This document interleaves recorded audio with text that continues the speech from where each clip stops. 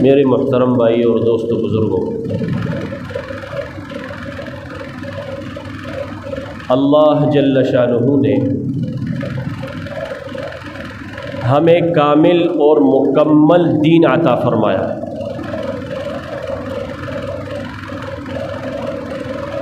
اور ہمارا دین ایسا کامل اور مکمل ہے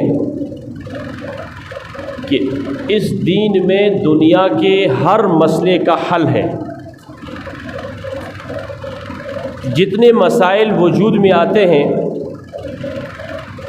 سارے مسائل کا حل اللہ کے دین میں ہے، کیونکہ یہ دین اللہ نے اتارا ہے۔ یہ اسلام اللہ نے اتارا ہے۔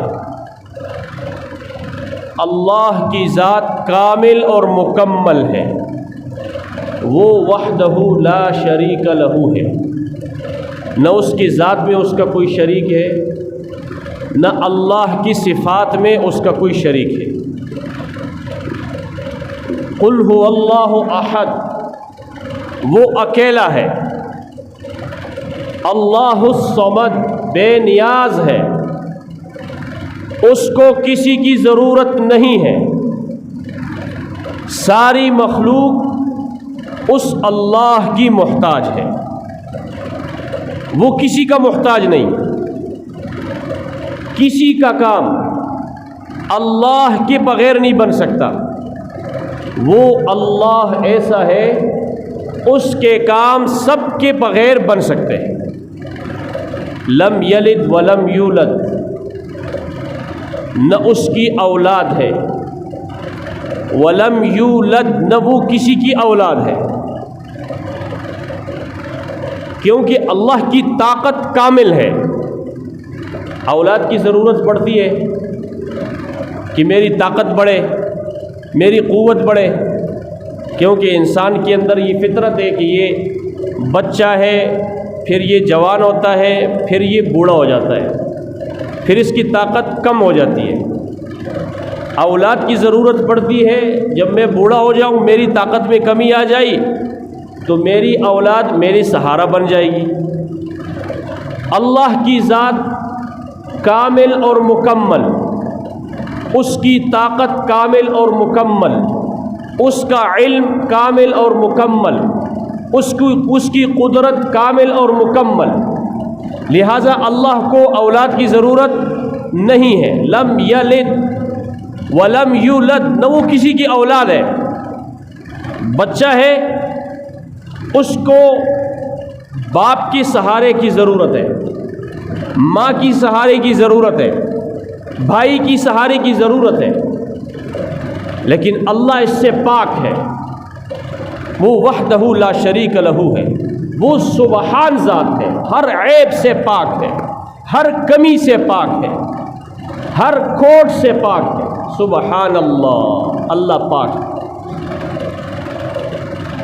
اس لیے اللہ کی ذات میں غور نہ کیا کرے، وہ وراء الورا ہے، ہماری ذہن کام ہی نہیں کرتے۔ اللہ کی قدرت کامل ہے، اللہ کامل، اللہ نے دنیا کے اندر کامل اور مکمل دین نازل فرمایا ہے۔ دنیا کے اندر کوئی مشکل ایسا نہیں ہے جس کا حل ہمارے دین میں نہ ہو۔ ان الدین عند اللہ الاسلام، اللہ کے نزدیک دین اسلام ہے۔ الیوم اکملت لکم دینکم واتممت علیکم نعمتی ورضیت لکم الاسلام دینا۔ اللہ نے دین مکمل کر دیا ہے، اس میں کوئی گنجائش نہیں چھوڑی۔ سارے مسائل کا حل ہمارے دین میں موجود ہے، سارے مسائل کا حل۔ لیکن بدقسمتی کی بات یہ ہے کہ دین کی طرف کسی کی توجہ نہیں ہے۔ جہاں سارے مسائل کا حل ہے وہاں توجہ نہیں ہے، جہاں کسی مسئلے کا حل نہیں ہے اس کے پیچھے ہم سب لگے ہوئے ہیں۔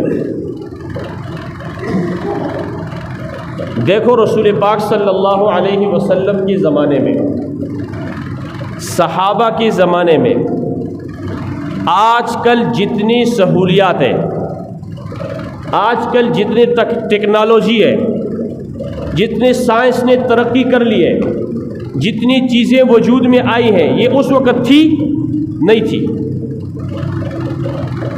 یہ ساری سہولیات اس وقت ان میں سے ایک چیز بھی نہیں تھی، لیکن اللہ کا دین زندہ تھا، اللہ کے احکامات زندہ تھے، رسول پاک صلی اللہ علیہ وسلم کی سنت طریقے زندہ تھے۔ دنیا کی سہولتوں کے اعتبار سے سہولت کا نام و نشان نہیں ہے، پکے سڑک نہیں ہے، گاڑیاں نہیں ہیں، ہوا میں اڑنے والے جہاز نہیں ہیں، فون نہیں ہے، بجلی نہیں ہے، کوئی سہولت نہیں ہے، لیکن اللہ کا دین زندہ ہے، اللہ کے احکامات زندہ ہے۔ ایک صحابی جا رہے ہیں کہ یہ دیکھو یہ قرآن جا رہا ہے، یہ کیا جا رہا ہے؟ کیونکہ قرآن سارا کا سارا اس صحابی کی زندگی میں موجود تھا، قرآن کے احکامات اس صحابی کی زندگی میں موجود تھے، اس لیے صحابہ کے اندر اللہ پاک نے ایک صفت رکھی تھی۔ صحابہ جہاں بھی جاتے تھے، پوری دنیا میں صحابہ گئے، وہ جب لوگوں کو اللہ کی طرف بلاتے تھے تو وہ ساتھ ایک جملہ کہتے تھے۔ کیا جملہ کہتے تھے؟ کونو مثلنا، اے دنیا بھر کے انسانوں، اے کافروں، یہودیوں، عیسائیوں، کونو مثلنا، ہماری طرح ہو جاؤ۔ کس کی طرح ہو جاؤ؟ صحابہ کیا فرماتے تھے؟ کونو مثلنا، ہماری طرح ہو جاؤ۔ بس ان کے دو الفاظ ہوتے تھے، ہماری طرح ہو جاؤ، کیونکہ ان کی زندگی میں کامل مکمل دین تھا، اس لیے ہر صحابی کی زندگی میں چین، سکون، راحت، اطمینان، عزت، یہ ساری نعمتیں اللہ نے سب کو عطا فرمائی۔ آپس میں لڑائی جھگڑے نہیں تھے، ہاں چونکہ کبھی کبھی ہوتا ہے، صحابہ میں کبھی کبھی ہو جاتا تھا، لیکن ان کی آپس کی جو ہے نا لڑائی جھگڑے وہ چند منٹوں کے ہوتے تھے، ہو جاتے تھے، پھر صلح ہو جاتی تھی، بات ختم۔ ہماری لڑائی جھگڑے جو ہے نا وہ ہوتے ہیں، وہ سامنے صلح ہو جاتی ہے، لیکن دل صاف نہیں ہوتے، دل صاف نہیں ہوتے۔ صحابہ کے دل صاف تھے، اس لیے صحابہ کے بارے میں فرمایا من کان مستنن فلیستن بمن قد مات، کہ جو زندگی گزارنا چاہتے ہیں، جو کسی کی سنت اپنانا چاہتے ہیں، وہ ان صحابہ کی زندگی اپنائیں۔ اولئک اصحاب محمد صلی اللہ علیہ وسلم، وہ اللہ کی نبی کی صحابہ ہیں۔ ابرھا قلوبا، ان کے دل نیک تھے۔ صحابہ کے دل کیا تھے؟ نیک تھے، صحابہ کے دل صاف تھے۔ وَأَعْمَقَهَا عِلْمًا، ان کا علم گہرا تھا، ہر ایک کے پاس اپنے شعبے کا علم تھا۔ تجارت کرنے والے کے پاس تجارت کا علم تھا، کھیتی باڑی کرنے والے کے پاس کھیتی باڑی کا علم تھا، حکومت کرنے والے کے پاس حکومت کا علم تھا۔ کون سا علم؟ قرآن اور حدیث کا علم، جو اللہ نے اتارا ہے، چونکہ یہ دین اللہ نے اتارا ہے، اس دین کو اللہ نے سمجھایا ہے، اس کو سمجھانے کے لیے اللہ نے نبی، پیغمبر، رسول بھیجا ہے، اللہ نے اس رسول پیغمبر کو علم دیا ہے۔ اللہ کا رسول اللہ کی طرف سے قاصد، اللہ کا رسول اللہ کی طرف سے علم لے کر آیا، وہ علم بھی کامل ہے، وہ علم قرآن اور حدیث کا ہے۔ اس علم کے اندر دنیا کی تمام مسائل کا حل ہے۔ کسی گھر میں مسئلہ پیدا ہوتا ہے، اس کا حل بھی دین اور قرآن اور حدیث میں ہے۔ کسی محلے میں مسئلہ پیدا ہوتا ہے، اس کا حل بھی قرآن اور حدیث میں ہے۔ کسی بستی میں مسئلہ پیدا ہوتا ہے، اس کا حل بھی قرآن اور حدیث میں ہے۔ کسی علاقے میں مسئلہ پیدا ہوتا ہے، اس کا حل بھی قرآن اور حدیث اور دین میں ہے۔ کسی ملک میں مسئلہ پیدا ہوتا ہے، اس کا علم بھی، اس کا حل بھی قرآن اور حدیث میں ہے۔ ساری دنیا کے جتنے مسائل ہیں، سارے مسائل کا حل ہمارے دین میں موجود ہے۔ اس لیے فرمایا الیوم اکملت لکم دینکم، وَأَتْمَمْتُ عَلَيْكُمْ نِعْمَتِي. اور پھر یہ مسائل پیدا نہ ہو، سارے لوگ چین سکون سے زندگی گزارے، اس کے لیے اللہ نے حکم دیا وَاعْتَصِمُوا بِحَبْلِ اللَّهِ وَاعْتَصِمُوا بِحَبْلِ اللَّهِ جَمِيعًا وَلَا تَفَرَّقُوا، کہ اللہ کی رسی کو مضبوطی سے پکڑو،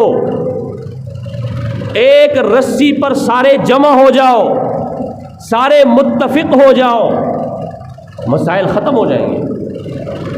وَلَا تَفَرَّقُوا، اپنے اپنے راستے مت بناؤ. اور راستے دین سے جو راستہ جدا ہوتا ہے وہ جہالت کی وجہ سے ہوتا ہے. علم رکھنے والے کبھی دین سے نہیں ہٹ سکتے، اس لیے اللہ نے حکم دیا وَاعْتَصِمُوا بِحَبْلِ اللَّهِ جَمِيعًا وَلَا تَفَرَّقُوا. اللہ کی رسی کو، دین کو، اللہ کی احکامات کو، پیارے نبی صلی اللہ علیہ وسلم کی سنت طریقوں کو مضبوطی سے پکڑو. وَلَا تَفَرَّقُوا، دائیں بائیں مت جاؤ. دائیں بائیں کسی کے پاس کسی مسئلے کا کوئی حل نہیں ہے، سارے مسائل کا حل اللہ کے دین میں موجود ہے. اور پھر اللہ جل شانہ نے رسول پاک صلی اللہ علیہ وسلم کی بعثت سے پہلے اور آپ صلی اللہ علیہ وسلم کی مدینہ منورہ کی طرف ہجرت سے پہلے یہ اللہ نے اس صحابہ کو ایک نعمت یاد دلائی. وَاذْكُرُوا نِعْمَةَ اللَّهِ عَلَيْكُمْ اِذْ كُنْتُمْ أَعْدَاءً فَأَلَّفَ بَيْنَ قُلُوبِكُمْ فَأَصْبَحْتُمْ بِنِعْمَتِهِ إِخْوَانًا. اے صحابہ، اے وہ صحابہ کہ جو آج تم جمع ہو، تمہاری آپس میں محبت ہے، آپس میں الفت ہے، آپس میں جوڑ ہے، تم ایک رسی پر جمع ہو گئے ہو. اس سے پہلے تم ایسے نہیں تھے، تمہارے آپس میں دشمنیاں تھیں، تم دین سے دور تھے، تم اللہ کے احکامات سے دور تھے، تم پیارے رسول صلی اللہ علیہ وسلم کی طریقے سے دور تھے. اس لیے دین تمہاری زندگی میں نہیں تھا، آپس میں توڑ تھا، مسائل تھے. لیکن ہم نے ایک رسول بھیجا، ایک پیغمبر بھیجا، اس نے تمہیں اللہ کی طرف بلایا، تم نے اس کے بات پر لبیک کہا، تم نے اس کا ساتھ دیا، اس کی سنتوں کو اپنایا، تم آپس میں بھائی بھائی بن گئے. فَأَلَّفَ بَيْنَ قُلُوبِكُمْ، اللہ نے تمہارے دلوں کو جوڑ دیا. دلوں کو جوڑنے والا کون ہے؟ اللہ. فَأَصْبَحْتُمْ بِنِعْمَتِهِ إِخْوَانًا، اللہ نے دلوں کو جوڑا، اس دلوں کی جوڑ کی وجہ سے تم آپس میں بھائی بھائی بن گئے. وَكُنْتُمْ عَلَى شَفَا حُفْرَةٍ مِّنَ النَّارِ، اللہ کی رسول کی ہجرت سے پہلے، اللہ کے رسول کی بعثت سے پہلے تم بالکل جہنم کے کنارے پر تھے. اس اللہ کے رسول نے، پیغمبر نے، وہ اللہ کی طرف سے علم لے کر آیا، اللہ کی طرف سے دین لے کر آیا، اس نے تمہیں اللہ کی طرف بلایا، دین کی طرف بلایا، تمہارے اندر سے جہالت ختم کی، تمہارے اندر سے بے دینی ختم کی، اس لیے تمہیں جہنم کے راستے سے کھینچ کر جنت کے راستے پر ڈال دی. اس لیے رسول پاک صلی اللہ علیہ وسلم کی بعثت سے پہلے بہت بڑے بڑے مسائل تھے، بہت بڑے بڑے مسائل تھے، آپس میں لڑائی جھگڑے. ایک کا اونٹ، یہ کتابوں میں واقعہ لکھا ہے، ایک آدمی کا اونٹنی، ایک آدمی کی اونٹنی کسی کے باغ میں چلی گئی.